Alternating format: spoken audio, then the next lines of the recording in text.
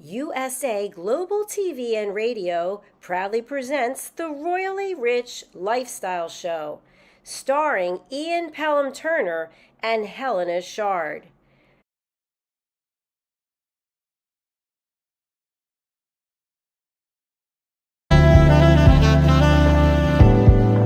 Welcome to USA Global TV and Radio, where our mission is to provide education, entertainment, hope, and inspiration. USA Global TV and Radio connects you with experts and audiences all around the world every single day to help you succeed in business and to live a richer life. Visit us at usaglobaltv.com to learn about career and life-changing training and mentoring programs like the Listening Mentor. Subscribe to our newsletter to stay informed about our special programs and offers. Discover how you can become a guest on one of our shows or a host or producer of a USA Global TV and Radio show of your very own. That's USA Global TV and Radio, where the doctor is always in.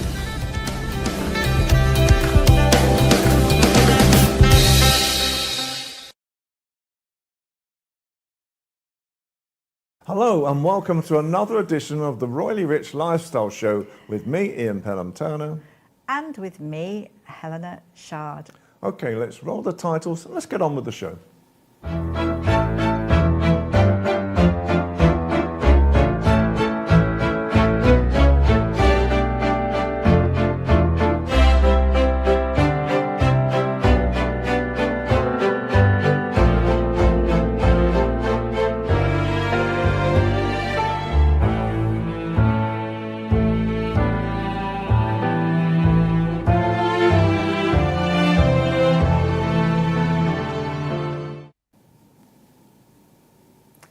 And as usual, we'll have some royal news, some snippets of royal news, and Ian, you will join me as well.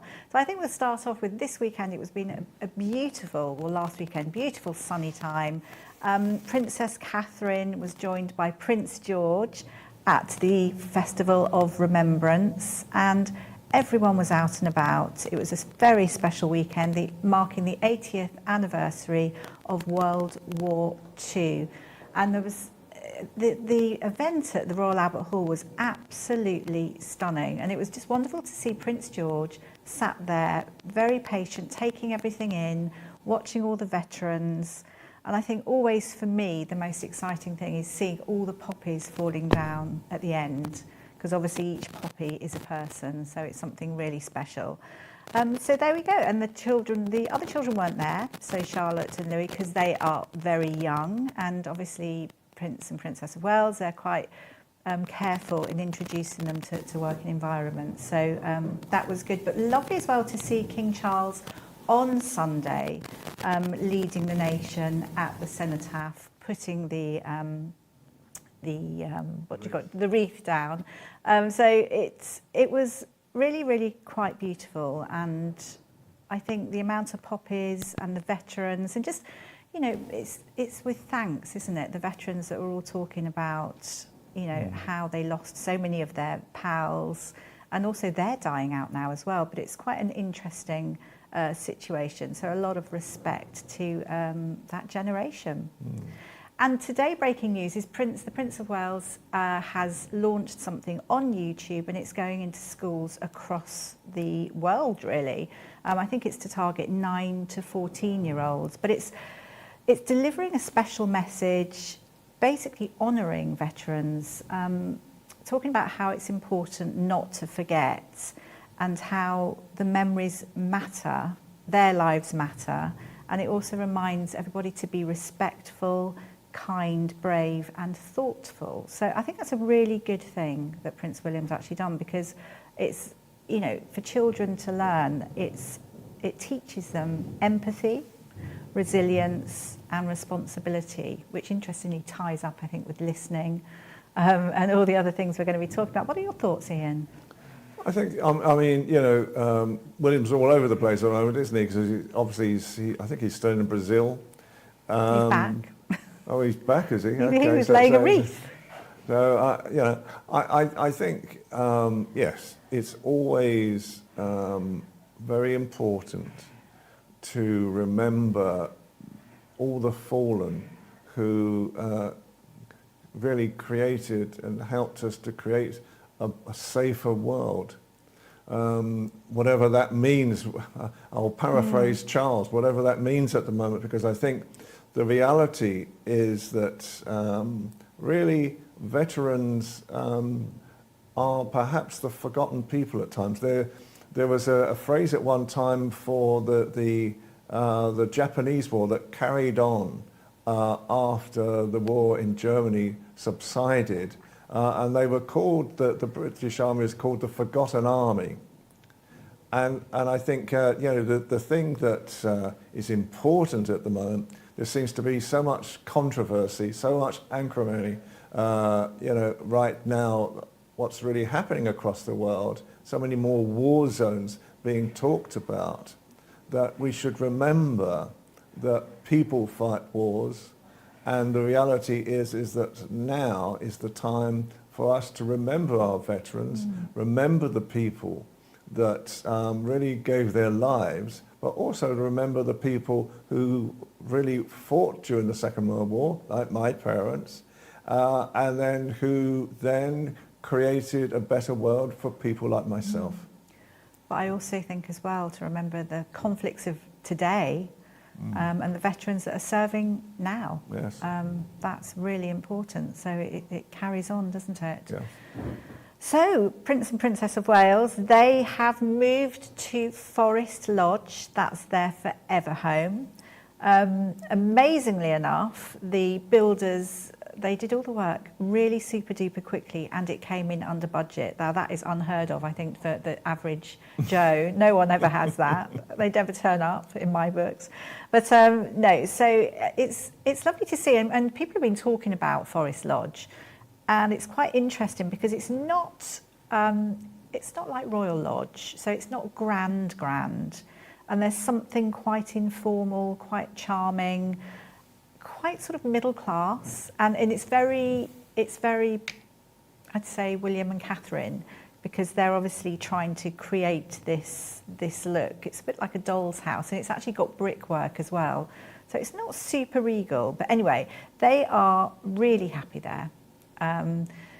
All the fences have been built around. It is a criminal offence, Ian, so you cannot clamber over those fences. Well, I know you can't stop not yourself. Not that I would wish to anyway, but... so that's good. But the lovely thing as well, that they did treat friends, family and the builders to an evening out at the pub. And I think it's actually on the sort of Windsor estate in a way, just by way of thanks, which is a nice little thing to do, isn't it? Absolutely. Closest neighbour is Andrew Mountbatten Windsor. I struggled then. Is that right? Yes. Yes. No longer the Prince. But that's an interesting one. So good luck to them. So they're happy. Christ the Redeemer. Now, we've just had William in Rio de Janeiro, which was wonderful. So it's a wonderful, colossal art deco statue of Jesus Christ. And it was completed in 1931, 98-foot statue, and I think it's become one of the 7 wonders of the world. And it was really great to see Prince William recreating that famous photo that his mother had taken of her, and I think this was when it was when she and Prince Charles at the time in 1991 visited Rio de Janeiro. And everybody loved William. Everyone absolutely adored Princess Diana at the time, and they were comparing William to her. But it's great that he took this picture. This picture's gone all over the world. They're saying that it was to refocus the monarchy after the Andrew scandal, but I think it's a little bit more than that, in that Prince William obviously is pushing his humanitarian side, and obviously it's all to do with Diana's legacy as well. So I think, it's done the trick. And I know that one of the late Diana's friends said that really William is very, very similar to his mum. I think in a sense, I think Harry is as well. deep down. But really great to see, and just everyone was so excited. I hadn't realised, I mean, Brazil is not only absolutely beautiful, I mean, honestly, the views, stunning, but how much they love the royal family. So I found that really exciting, and, you know, they were just so happy, and Prince William in his element. He really has stepped up, very centre stage. So I felt really, really proud. What are your thoughts, Ian? Yeah, you know, as I say, anything that, quite honestly, at the moment changes the narrative, you know, regarding certain members of the royal family and their peccadillos or whatever's been going on, it's got to be something good in the first place. And I think, as you so rightly say, you know, one of the channels that the show goes out to now, Londres, is South American based, and so and is Brazilian based at that. So I think it's to our Brazilian listeners today as well. You know, thank you for supporting the royal family. Thank you for giving William such a welcome that you have done, and we continue to listen to Brazilians in London at the same time. Mm. And also just knitting into the Earthshot Prize award, which is a global award, as we know. Prince William was over there. Solution to the world's environmental problems. And I sort of hadn't, I mean, I think maybe I was a bit silly, but I hadn't really thought of it in this way, that it's very much like a Dragon's Den style, which is obviously the programme we have here in the UK. It's a similar kind of competition. Prince William driving optimism about the environment, but it's just how people come together. So 15 people, Rio de Janeiro, promoting their work and their inventions, problems. 5 people out of the 15 picked, and they're given 1 million to roll their product, their thoughts, their dreams out. And it's also something that I hadn't thought about. It's very much, I mean, it's really big time, and it's Prince William is wanting people to know that it's sort of on the same scale as his grandfather's Duke of Edinburgh Award, and also his father's Prince's Trust Award, or the King's Trust Award as it is now. And again, I hadn't really thought about it like that. And I think there's another 5 continents that this is going to continue on over the next 5 years.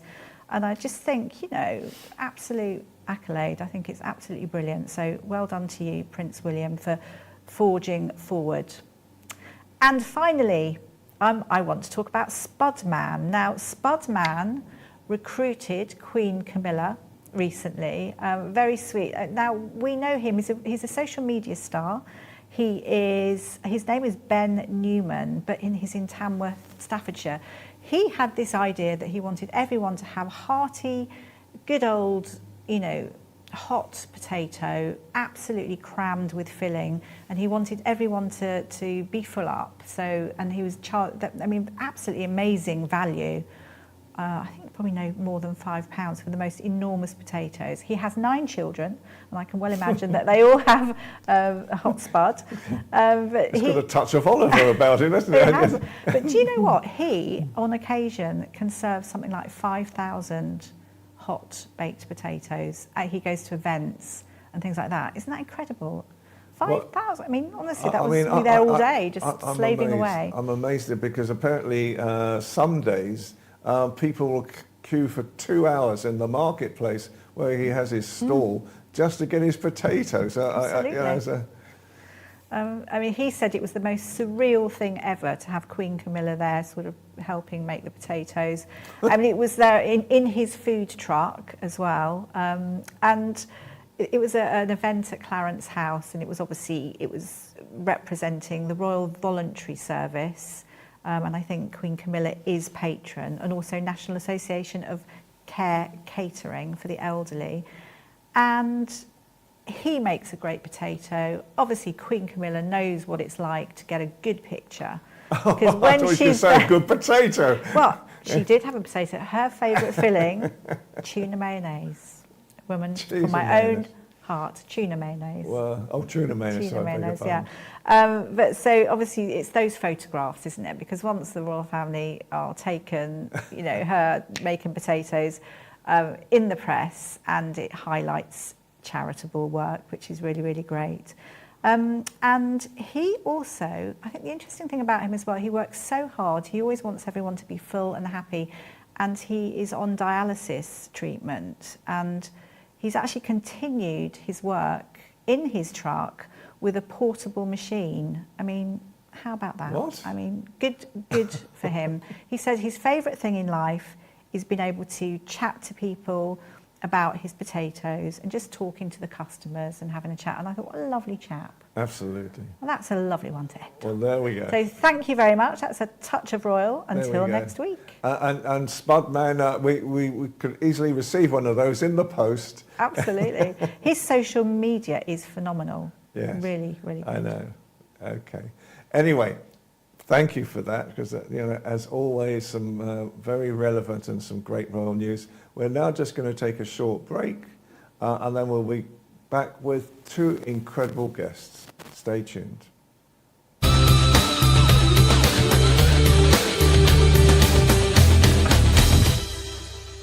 And we are thrilled to have the Dr. Jacalyn Kerbeck, President, Founder and Chief Listening Officer of USA Global TV and Radio, and also Dr. Madalene Chan, singer-songwriter and TV host, and so much more.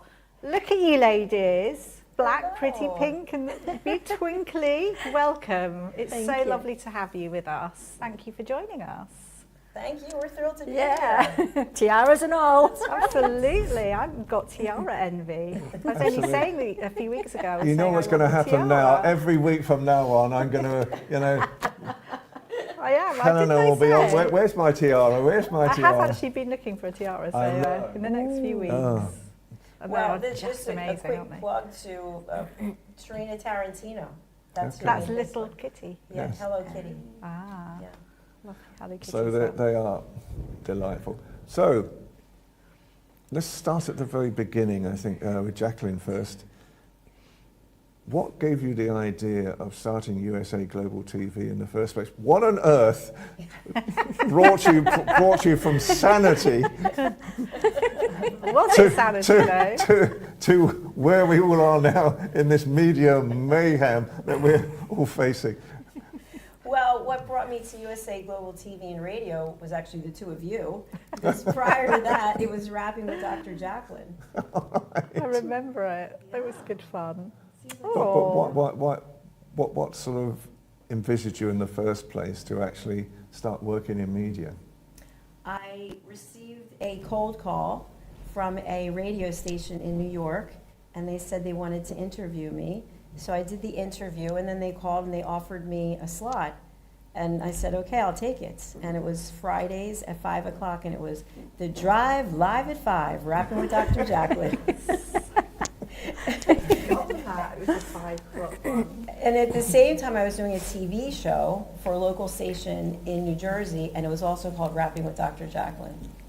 Okay. And was there anything though, maybe in your past, like a memory or something that brought you here as well? I always wanted to be a lounge singer. Seriously, I did. I always wanted to be like Michelle Pfeiffer in the Baker Boys with that dress lying on the piano. So that's how I really...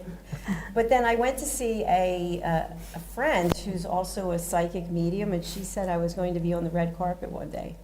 So I haven't been on the red carpet yet, but I'm looking forward to it. Oh, you've got loads of time for that. And Madalene, obviously you've had a very great career, starting when you were 18 with Steps, I think, wasn't it? So Yeah. how did that happen? Well, there was a paper at that time, Ian, called Stage and Television Today. I don't know whether it's still... I think it is. It is. Okay. Yeah. And it was advertising for boys and girls, well, boys and girls, that's what they said, that like to do line dancing and that doing a pop group. So I went along to, where was it, in Gants Hill, near there. And then we had to do some line dancing, and then we had to do some, which I was terrible. Oh my gosh, I was terrible. There was the lasso, things like that, and I just couldn't get it. But everyone else did. I mean, Ruth really got it. And so what happened was, I went there, and what we had to do is we had to do a dance, we had to sing, and then we were called back the next day by Tim Burns, who was the producer of Top of the Pops at the time, which he's got a company called Blood Management. I'm not going to say any more after that. We got picked in that way. Then we got called back, and then the next time was 6 months intensive rehearsing twice a week, and going to the gym, basically going to the gym, going to the sunbeds, and also rehearsing who we had to be. Now at the time there was the Spice Girls, so Tim was fascinated with the Spice Girls and all this, so he goes, okay, you're going to be Oriental Spice. I said, excuse me? He said, yeah, you're going to represent Japan. And I'm thinking, I'm a girl from Bradford. How the heck am I going to represent a girl from Japan? Oh, you just don't have to speak. You can just sing. I went, okay, so I've got to be the silent one. So it was very manufactured. And we were every day going to Kensington Olympia, doing the showcases. And it was so exhausting. And then Tim Burns said, well, I know you don't live together, but you're going to have to party together. That's another story. I'm not going to leave it on here. But so it was an experience, and we had to lip sync. And for the life of me, I just can't lip sync. I need to be live. And I just couldn't. And I missed my cue when we did a show at Fairfield Hall for Captain Luke Picard. And I was down in the Brandies, and the music went on. Everyone else had turned round to face the audience. I had my back to the audience, still singing. Oh my gosh. And I knew I can't be part of this. I can't be part, because to play someone from Japan when I'm not from Japan, and then to fool the record labels when they were coming along, we were doing our showcases to get a deal. I just thought, no, I can't do this. So completely manufactured. Very much so. So you had no say whatsoever? No. Right, okay. So that for me was close the book, I'm not doing it. But then there was 3 of us that left that day. Poor Tim Burns. Oh my gosh, I think an earthquake happened or something. And he was like, but the next day he phoned me and says, listen, I'll need you for the Oriental market. I mean, how? I mean, that's a wrong statement, right?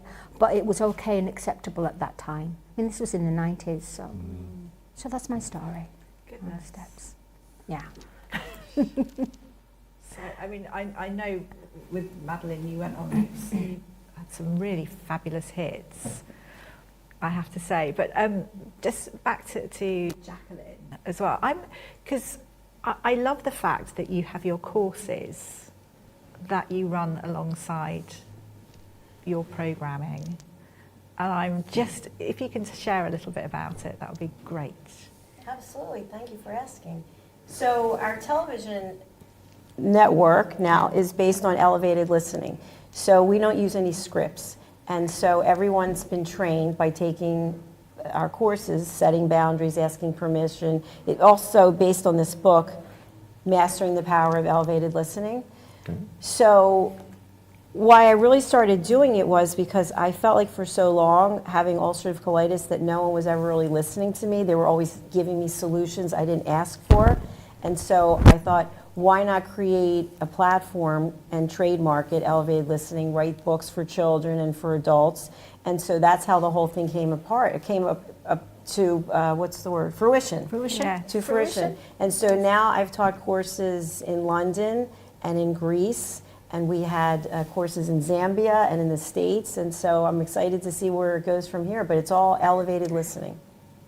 That's interesting. So your Crohn's and colitis sort of informed this whole stance. And that's how the first television and radio show I did, it was all based on stories of overcoming adversity. And I wanted the people from the Crohn's Colitis Foundation, I was running a support group at the time and a volunteer and on the board, and so I wanted patients to have a place where they could share their story. And so the TV show, Rapping with Dr. Jacalyn, and the radio show, they were booked for a year. And so then more shows and more shows. But it was all based on giving people a place to share, because I felt like no one listened to me, and so no one was listening to them. Now, a question that always, because Helen and I know things can go wrong, and especially on television as well, you know, things can go dramatically wrong. Do you ever, and I always remember that at one stage when we were doing a show together, you were stood up all the time, you know, because it was the only way that the cameras or whatever was working as well.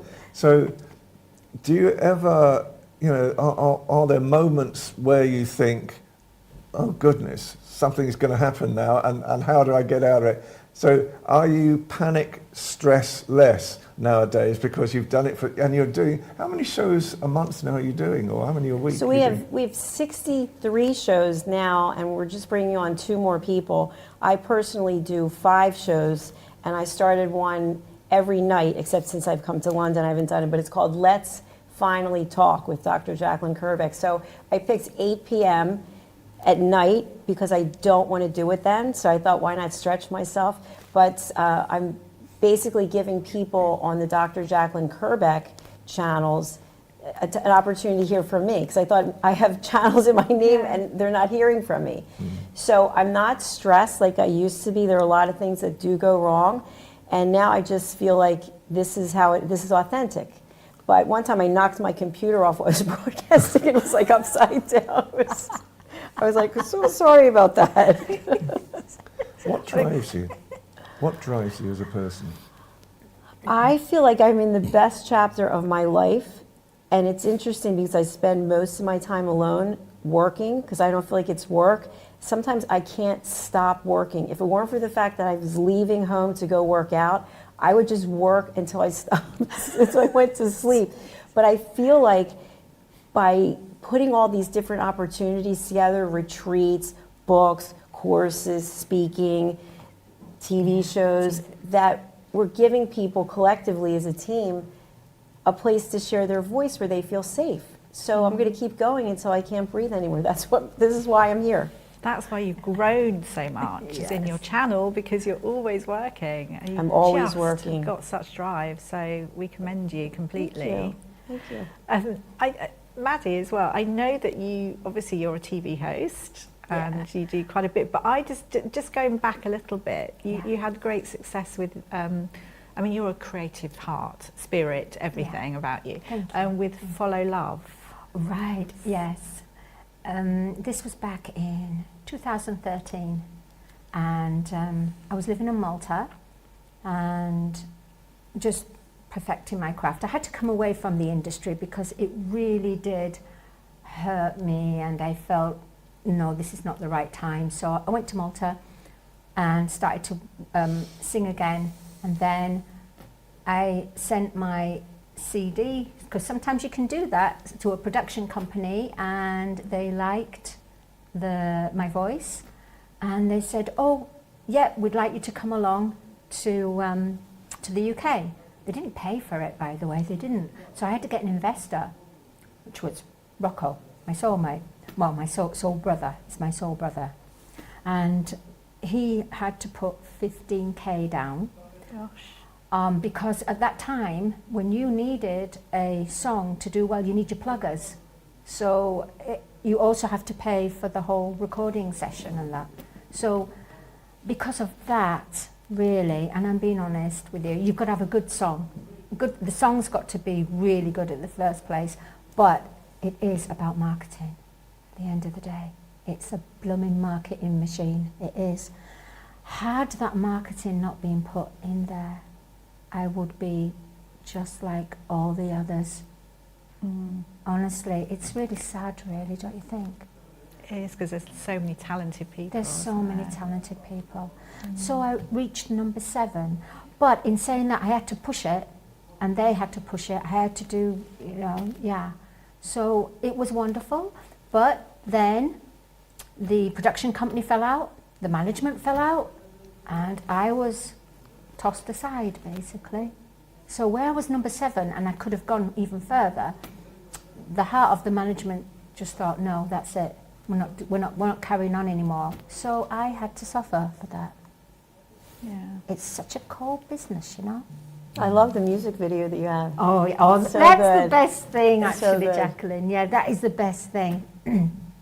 I was able to get a few of my students, a couple of beautiful refugees, children, and I really had a problem with trying to get them into the video with the government at the time, and eventually they let me. And Derek Hanlon, who works on Red Carpet, he came over and did the video. So that was lovely, and I just got people that were my friends, a couple and an older couple, and it's just about follow love in every, you know, no matter what age, it's just about following love, protecting yourself and just saying, that's it, I'm going to follow love because I've tried the other way, it's not working, so just follow love. It doesn't date, does it? It doesn't date, no, follow May I love. share something about Madalene as a TV show host? So Madalene is on Talking Heads, which is our top tier programming, and she's been doing it, I don't know, 3 years? 3.5 years. 3.5 years. And she's 3.5. also the host of the film and music show, and I have watched her blossom. It's amazing. But what I love the most about Talking Heads, we like to have the titles of the shows in advance, and so she'll tell me, and that her guides were going to tell her whatever. So she'll send in this title, and I'm like, okay, I have no idea where this is going to go.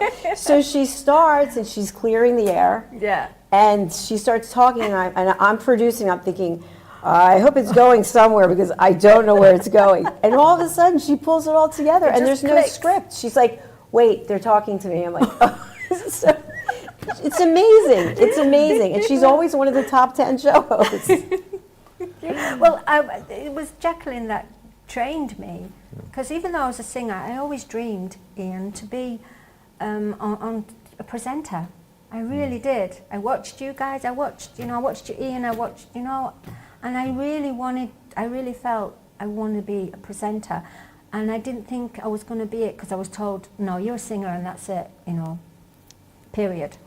So Jacalyn, I went on there as a co-host, and she says, you'd be good to train as a TV. I went, oh, it's my dream. So I had to train. I had to go on the courses of the interviewer, which you went on there as well. Ian, you were the main, They were both on. They were both on there. Madalene, we've had a whole day love. today with Madalene Oh just my completely God. ignoring me. I'm sorry, Helena. I was there right You from were the there, beginning. and Simon, Oh and my Al. God. I actually Please forgive invited me. you on, and we You briefed did. you, You and we did. went through. Yeah, that was me. Can I diffuse this? Can I diffuse this? Oh, Helena, I'm It's so hilarious. sorry. I was Don't going to ask, worry, I was it's going to ask Jacalyn a question, and it's quite apt now because my next question was going to be, what type of people are you seeking Are you watching? to become presenters on shows? What are you looking for? So I'm so glad that you asked that. And by the way, we have no script today, right? This is totally authentic. So our it shows, folks. our goal is to grow to 24 hours a day, 7 days a week. So we now have a show in German. It's called, please forgive me if I say it wrong, it's called Die Mutmacher Show. And then we have a show in French, which is La Voix de la Garçon.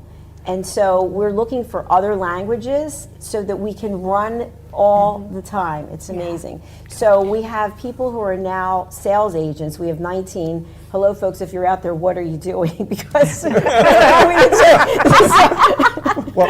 This is when the desperation says, keep selling, keep selling. selling. But so we're looking for people who have experience, or if Yeah. they're not experienced, they're coachable. Okay, they're open to coaching, and if they want to actually help other people. It's about helping others. Do you have subjects that you haven't really covered yet, that you'd like to cover? I'd love to have a cooking show. Simon McDonald, are you out there? We're waiting for you. It would be nice to have pets. We used to have Oh, we used to have a show on pets. pets. We need a show on pets. Yeah, that would Yeah. be And then I'd also like to have something in the sports world, so we're working on that. We also now have a show that's with live coaching. So you come on and you get your challenge, whatever it is, it gets solved. So we're open to different ideas, as long as it's positive and it's filled with hope and inspiration. No politics. Yeah. We did do the global politics. It was you and Dr. Shine kept it. You kept it above board. Yeah. Because And it's- obviously, I mean, sorry, it connects in quite well, because obviously at the moment, you know, I was just saying to Helena that CNN called me yesterday and were asking what did I think about President Trump suing the BBC in London, you know, for $1 billion. And that was quite a shock. Well, I knew he was doing it, but it was quite a shock to be called by CNN.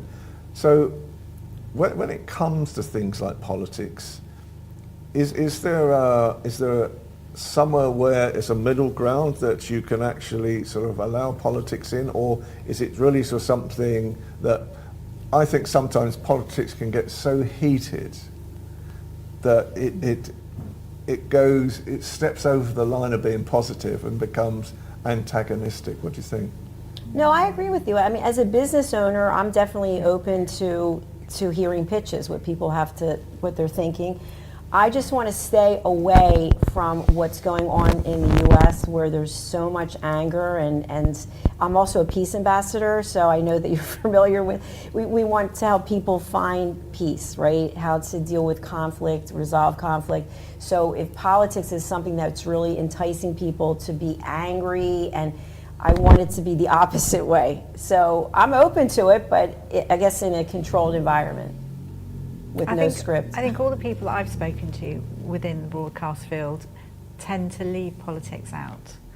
They park it, because there's some kind of fight that happens, isn't there?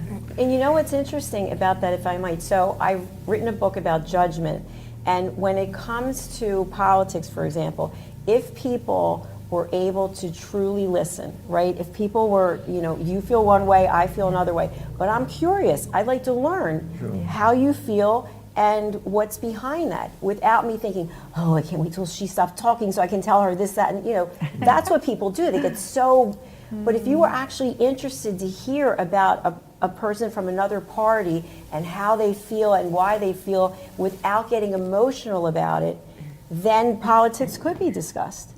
But you know, it took, what, 41 days for the government in the US to finally even talk about opening again without it being threatening and people, you know, resorting to behavior that you can't possibly be proud of. You, with your elevating listening, you're the listening mentor, which is trademark, isn't it, as well? What would you say, in your experience, that people feel that it's something they want to learn, but actually it's not quite what they need to learn? I mean, is there like something that everyone should be taking from you? As in what you, I can't quite explain it. I know what you mean. I know what you mean. It's a great question, because what I've found typically is when I teach classes, I will ask people to either write down or volunteer on a scale of 1 to 10, how proficient of a listener are you? And it's usually 8, 9, 10. Then I'll say, what would your family or your loved ones, people you work with, what would they say? 2, 3, 4. And people will typically come to take a class because someone else they have a relationship with has a problem. They're the one with the problem. They're the one who's not listening. So they want to come and get some ammunition that they can say, I went to a class and I learned, by the way, that you are judgmental. And what they find out is that they are the ones with the problem. People are crying. One married couple the woman decided to break up after the 4-hour session. She said, you know what, I've been keeping this all to myself, but you're so judgmental and I don't want to be with you anymore. Were you shocked?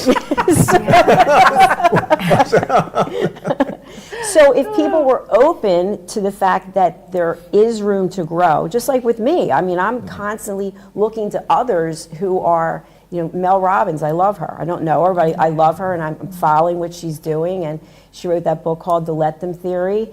And so now I'm trying to bring that in with elevated listening, that if someone's not listening to you, let them.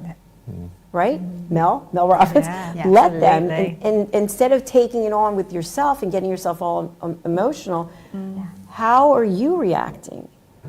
And what can you do to find a solution to issues as opposed to being part of the fire, making the storm go bigger and bigger? Okay.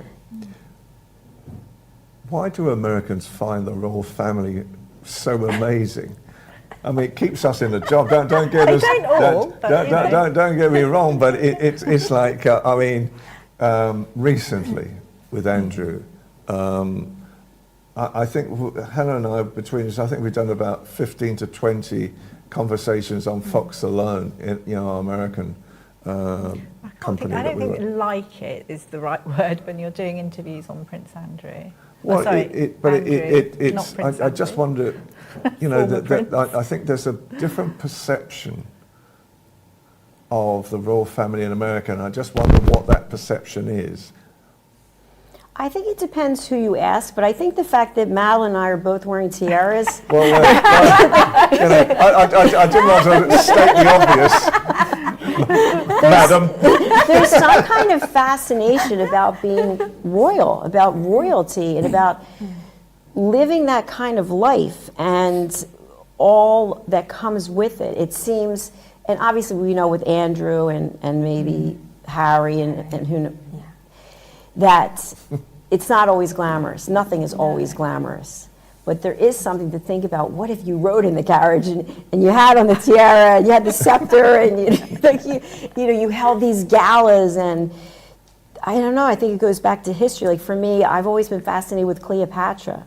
What a strong, dominant woman she was and how she commanded attention. And there's just something like that with the royal family that I think people are just enamored with. I'm not saying everyone, obviously, but I think there's a lot of respect. So maybe I'm a little bit wrong. So do you think if people have been a bit naughty, let's just say Harry and maybe Andrew, we can put in that, do you think they do well in America? Because people are intrigued and possibly they want to hear their story. Well, I think I'm some curious. people love drama, definitely. And people like scandals, right? They like to hear about scandals and, let's talk about it at dinner or something. But I think when you think of the rest of the royals, they command respect, and there's something to be said about that. I'd rather be siding with them. It's only because we're trying to find a new home for Andrew at the moment. So perhaps Salt Lake City or somewhere, Utah, somewhere in the. Because I think he's looking for somewhere as well. What about California with Harry? Yeah, Possibly, California but I and think he Meghan. may want to stay away from the States. I don't know. Yeah. Just a thought. Yes. Yeah, absolutely. I thought it was about the Americans loved the English language, the Queen's English. Yeah, I think They're- there is That's that. true. Yeah, the I love how you all speak. I really do. it's beautiful. The Queen's language, not my intellect, but the Queen's language. Yeah. No. But I think, as I say, I've always adored America. I've been over quite a bit there, and in my lifetime I've really enjoyed it. And I always, there's a sort of saying that what happens in America today happens in Britain tomorrow. So we seem to be very much sort of following trends all the time.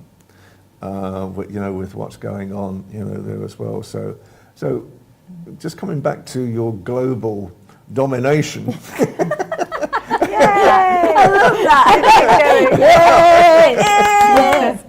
Where else do you want to dominate? What other countries do you fancy sort of having a show with?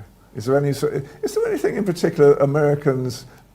I don't know, it might be Japan or whatever. Is there sort of sexy countries for the Americans to actually? Well, I think there's always been some kind of intrigue with Bali, Oh. right? Bali, the Maldives. Okay. Okay. I was thinking Egypt, but I don't know. What's the other one that I was thinking? Malta. Malta. Malta. Malta. Malta's And in fact, I'm going to Greece when I leave here, and I'm looking at possibly residing there for a certain amount of time each year. Amazing. So Okay. You definitely have the weather. That's lovely. So you're travelling to all the places that you're opening up in. That's, yes, exciting. exactly. Isn't it? Thank you. Tell everybody how they can connect with you, how they can, people that have got, I don't know, a brand, a media brand or whatever, how they can work with you and it can promote themselves. Well, thank you. First of all, I'd like to say we have an amazing team. Yeah. We're really a family, so everyone's connected with each other. So if you want to be part of our family, we just earned the YouTube Silver Creator Award for 100,000 subscribers in April. We're at 107,000 now. And that's USA Global TV and Radio. And we also have our second channel, which is Dr. Jacalyn Kerbeck. We've got just under 37,000 there. We're on Amazon Fire, we have distributors. But so the best way is to contact us through our website, which is usaglobaltv.com. You can email me directly at Dr. Jacalyn, that's JACALYN, at usaglobaltv.com. But most of all, please subscribe to our channels, USA Global TV. Dr. Jacalyn Kerbeck, guys. This is it. This is that pleading look on your face. I'm walking around now handing out business cards. You have your phone? Okay. That's the mic drop. Because I want to go to 1 million subscribers. I think, though, in the way that I think the next thing for you, Dr. Jacalyn, because I've known you for a while now, would be to get something like a Ivor Novello Award or something for the elevated listening, because this world requires elevated listening. Because maybe then our politicians or discussions in certain rooms, they would actually hear what they're actually saying instead of being egotistical and bringing out their point, you know. Yeah, it's a good point. I just have one thing to say about that, because I know we're all interested in peace, and I'm going through my 3rd round of peace training. What I think is so interesting about it is the people are over talking each other in peace ambassador training. People are like trying to one up, and it's like, oh, like you see someone saying something and the hand goes up. Yep. You're not listening anymore. So we have to really take it upon ourselves, each and every one of us, that we want to find inner peace. And so inner peace means not competing for the floor. Yeah. I mean, I did recently an event that we're all going to tonight. We are. And I was asked to speak about peace. And so I thought what I would do, because I'm now of the new generation, so I use AI. And so I put a question on AI saying, how do you create peace? And I was waiting for the reply, and this reply came back saying, why do you want to know? What was that, ChatGPT? Are you sure that was AI? This is true. Why do you want to know? So there was this conversation going on for several minutes, but I thought, I almost ended up by saying, do you know who I am? But finally the reply came through, and it was one word: communication. Communication, yeah. Communication. Absolutely. So basically, using communication, trying to do what you're doing now, and in a very well done way, that you're actually sort of creating what you're creating. It's true, because the more people communicate with each other, I look at all the different countries that, obviously China now is being seen as the big bad wolf. When I was growing up, Russia was, and yet when I went to Russia, the Russian people were amazing. They were absolutely amazing, and so I think, and I take on point the politicians. What my theory is that people do not make wars. People just want to live at peace. They just want to survive their everyday lives, and I think it's politicians or politics that seems to get in the way of all of it. So communication is the biggest thing, but obviously the creativity and the global collaboration is big in it. Well, something I like to share is I know when I was working at another television station and I had the radio show, I was told you can only do one or the other, right? Because we can't have you if you're doing that. And here at USA Global TV and Radio, I want everyone to do whatever it is they want to do because I want people to feel supported and I want them to feel heard. And I feel like, to your point about China or Russia or wherever we go, before we put on a hat or we're given labels, we as humans want to feel value. We want to feel heard and we want to feel safe. Yeah. And so if we're all open to just, as you always say, the collective humanity, just looking at people for people and saying, you know what, she doesn't look the same as I do. He doesn't look the same as I do. She doesn't look, I want to get to know this person, like being curious about it instead of putting a label on it. Yeah, that's beautiful. So to me, a communication, but the other word is tolerance, I think is huge. Because you find that when there's fights, even if it's with family or whatever, it could be something small or huge, it's intolerance. Because people aren't quite understanding what's going on. And They lose their patience. Yeah. I compare it to this, and I've never been on a reality TV show as of yet, but Survivor and all these shows, somebody always has to start the fire, and they get this flint in their, the kindling, and in order to make that fire grow, you have to give it oxygen, right? You have to blow on it or do whatever, and it's the same thing in communication. If you're having discourse with someone, and you keep going, like they say what they say, and then you say, it's the fire keeps getting bigger and bigger. But if you take a 6-second pause and you just stop, you choose not to engage, the person will stop talking at some point because they realize they're talking to a wall. And so what I do is I just sit like this. I understand. Thank you for sharing that. I choose not to engage. Sometimes I just get up and leave. I've heard you, though. You acknowledge, I've heard what you have to say, and I thank you for sharing. I choose not to engage. Instead of, because the ego comes in. It's about winning. It's about who's right. And meanwhile, the relationship suffers, and you may say things that will never be forgiven. Yeah. They'll always be in the back of the mind. You said that. Which, by the way, I know this is unscripted, but I have my newest book, Holy But Harmful, Okay.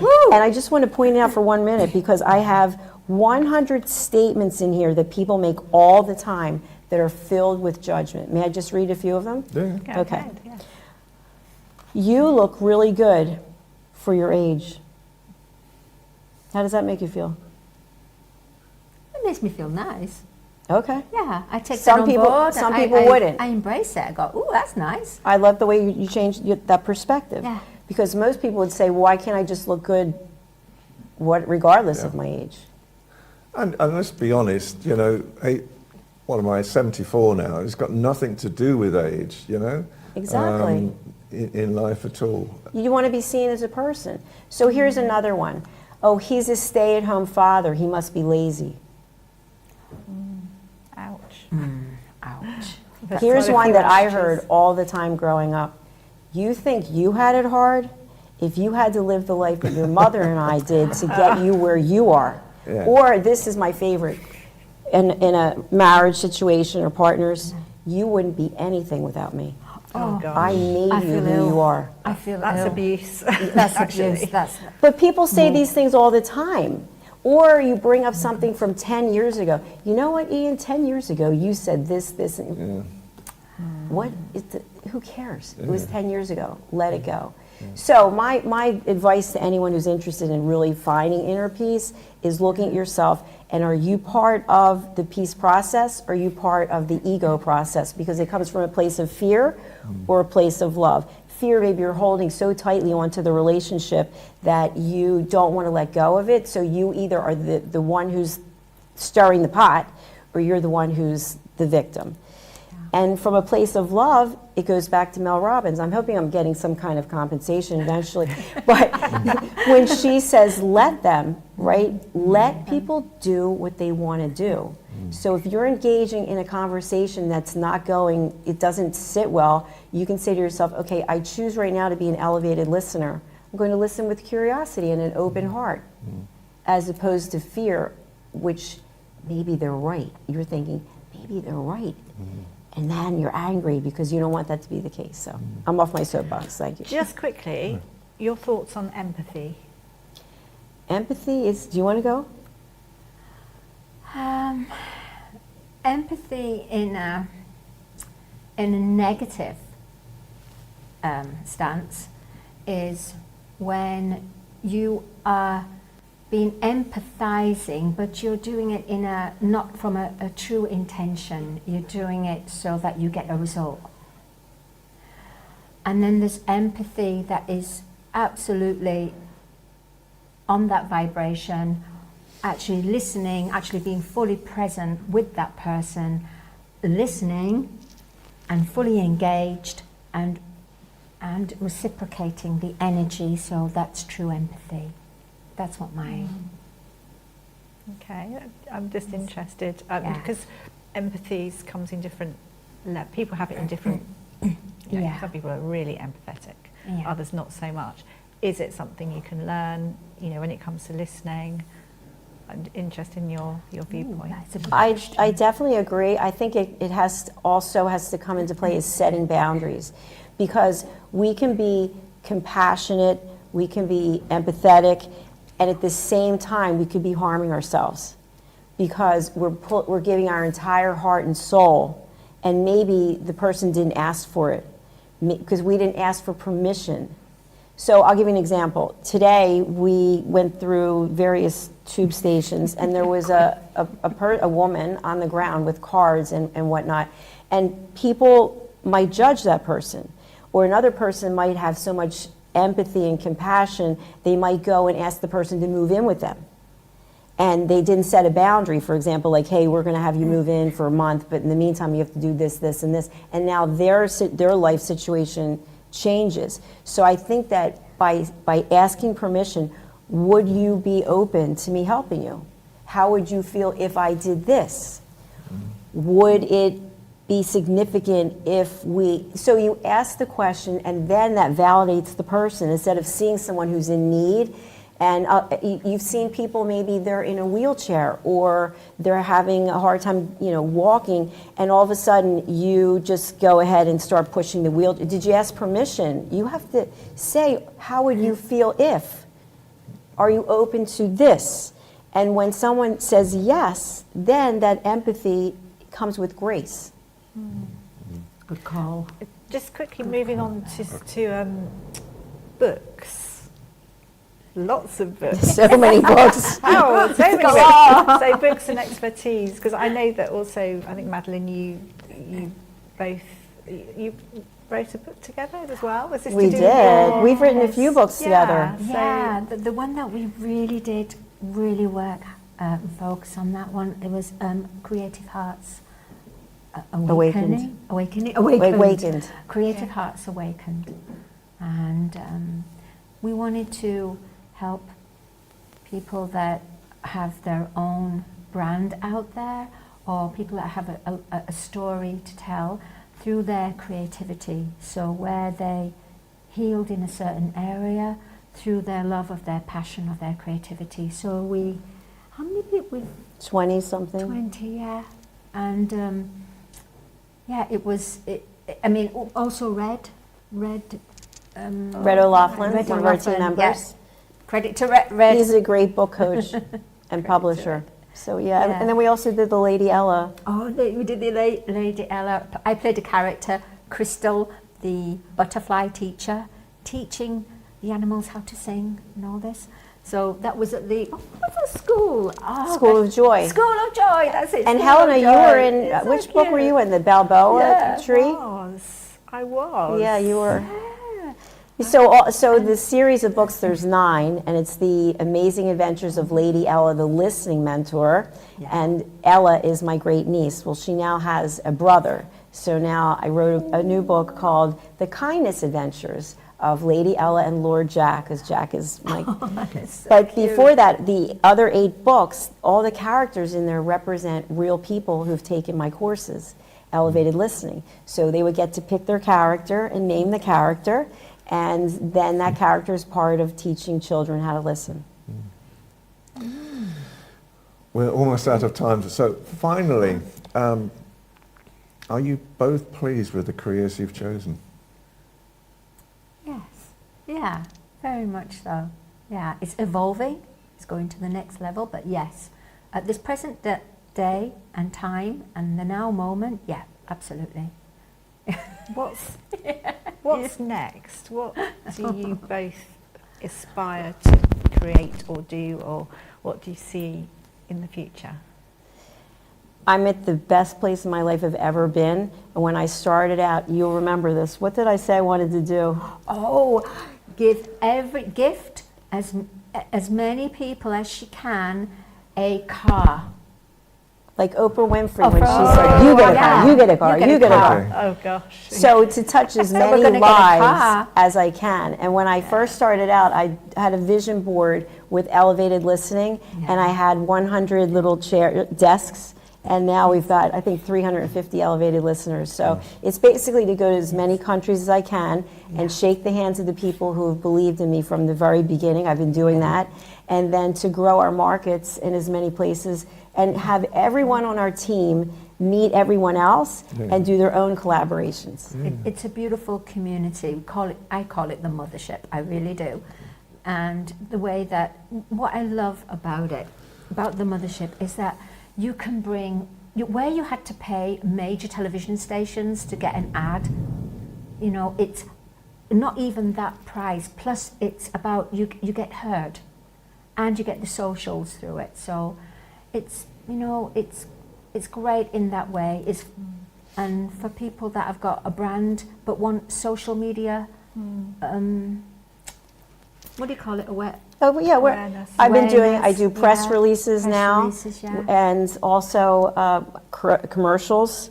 So I've gotten a lot more into the back end of the business, which is, this is why I'm working day and night. Like I'm like, oh, I want to do the commercial. I want to do You're a super woman. Super. Well, I couldn't have done it without any of the three people sitting here today, and all the people on our team who are not here today. I want to thank all of you because it is a family. Yeah. Bless you, bless you. Oh, thank you Time so has caught much. up with us. So Yes. It's been Dr. lovely. There's so much more, and I know as well with Madalene Part too. two. But I just think I think it's amazing how people can just amplify their message via broadcast. In really whatever field you are, you're given this platform, and I think that's really special. Well, I want to say to the two of you that what you're doing and what you've done, you were on the other side of the world, okay, and reached out to me. And now look at the collaborations. Like if you think of all the people that you've interviewed or that we've interviewed and all the people that it just keeps going and going. I'm going to Greece to be with Deborah Wooten as a result of Philip. Yeah, May rest in late peace. Philip Chan. It's all connected. And this is my third trip to Europe this year alone. Which is good. It's And just you're amazing. more than welcome to come. Anyway, Yes, thank you so much. Thank you. We It's have to been wrap great. up. I think I have a you. feeling that Dr. Jacalyn and also Dr. Madalene Chan, I think you're going to be back.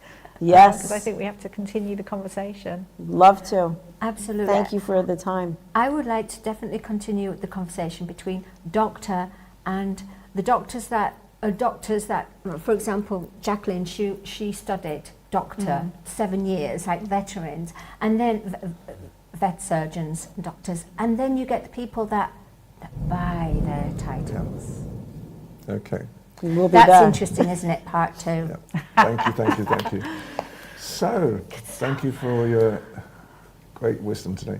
So that was a great show. That was, It was really, wonderful. it was inspiring. It's, I feel good. I think it's been one of these shows that everybody that really sort of shows how television works, how the entertainment industry works, the good and the hard times as well, that we all go through to actually create something. And I think, how important it is nowadays to communicate. It's the biggest thing, isn't it? Communicate and collaborate. Communicate and collaborate with peace. With peace. With peace as well. Have a thought I want to ask next time. But Okay. isn't it great just to be able to sit and chat? I think that's worth Absolutely right. So, Until as next week. always, I'd just like to thank the people who have really helped us with this entire show. So, can I thank Helena Castrati from ALB UK TV? Can I thank our guest this afternoon, Dr. Jacalyn Kerbeck from USA Global TV and Radio? Can I thank Londres TV that is really putting us out to 3 million viewers across some of the other areas of the world, especially South America? And can we thank our latest channel as well, Amaze TV in Africa? So gradually we are spreading as well. So from me, Ian Pelham Turner. And from me, Helena Chard, thank you and see you next week. Take care.